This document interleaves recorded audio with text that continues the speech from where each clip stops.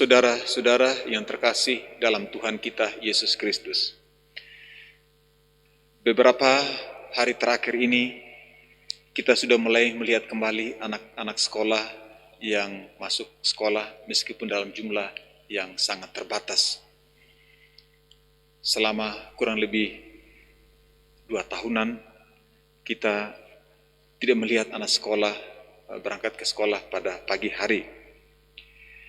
Mereka adalah murid-murid yang mendambakan pendidikan yang ingin berkembang dalam kehidupan mereka.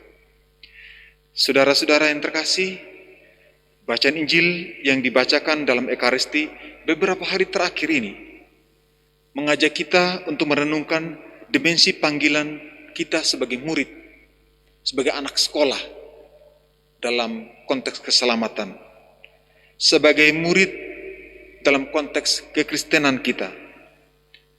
Bacaan Injil hari ini juga bercerita tentang pengutusan 70 murid. Yesus menunjuk 70 murid dan kemudian mengutus mereka ke kota-kota yang akan dikunjungi oleh Yesus.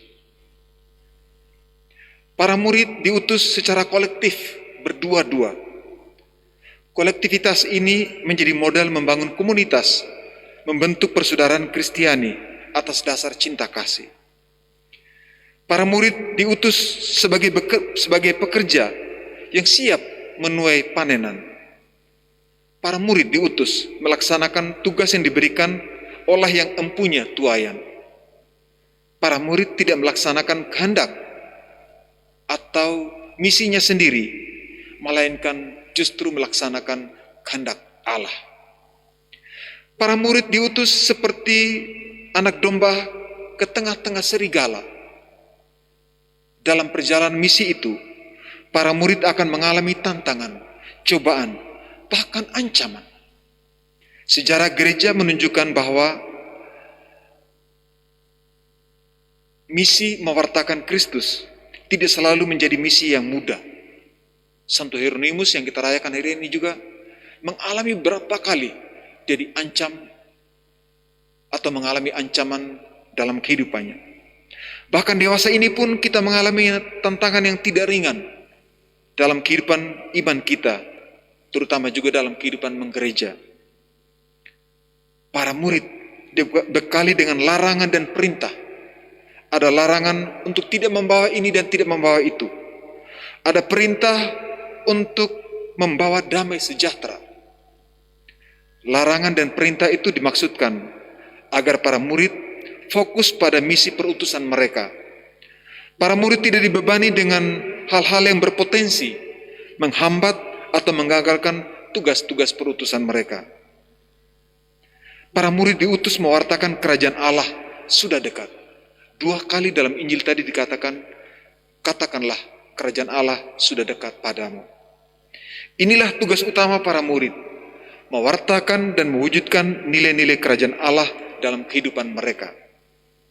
Saudara-saudara yang terkasih, untuk menjadi seorang murid sebagaimana digambarkan Injil pada hari ini, kita dapat belajar dari Santo Hieronymus yang kita peringati hari ini.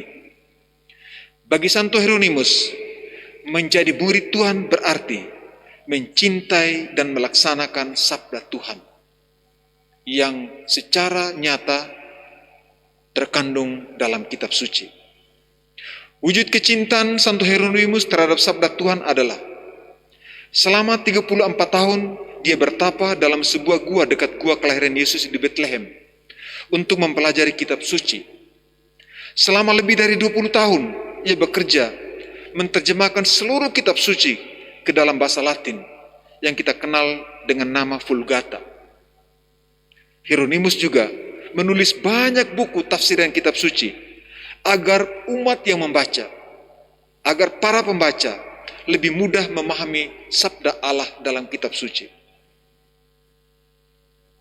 Hieronymus sangat berjasa bagi gereja dalam kecintaannya akan kitab suci. Dan ini nasihat Hieronymus. Setelah menulis seluruh terjemahan Alkitab itu, kitab suci itu, Hieronymus mengatakan, sekarang kita harus menerjemahkan teks-teks kitab suci ke dalam perbuatan. Daripada berbicara muluk-muluk perihal yang kudus, lebih baik kita jabarkan dalam kehidupan sehari-hari. Bagi Hieronymus, sabda Tuhan tidak melulu terkandung dalam teks-teks kitab suci. Sabda Tuhan harus terwujud dalam kehidupan nyata umat beriman. Saudara-saudara yang terkasih, peringatan Santo Hieronymus dan perutusan para murid Yesus untuk mewartakan sabda Allah memiliki makna yang penting bagi kehidupan kita. Pertama, kebahagiaan dan kedamaian hidup kita hanya dapat terjadi jika kita sungguh menjadi seorang pendengar dan pelaksana sabda Allah yang setia. Yang kedua, iman kita akan dapat bertumbuh dan berkembang dengan baik jika kita setia mendengarkan sabda Allah dan melaksanakannya. Dan yang ketiga, kita harus memiliki keyakinan bahwa sabda Allah yang kita renungkan, yang kita wartakan, memiliki kekuatan yang mengubah segalanya, menyembuhkan, serta membawa kebaikan dan keselamatan dalam kehidupan kita. Firman Allah itu hidup dan kuat, dan lebih tajam daripada pedang bermata dua manapun. Saudara-saudara, hari ini kita akan menutup bulan kitab suci. Namun, kita akan terus-menerus membuka kitab suci, merenungkannya, menimba kehidupan, dan akhirnya mewartakan kepada sesama kita. Semoga Tuhan berkati kita. Amin.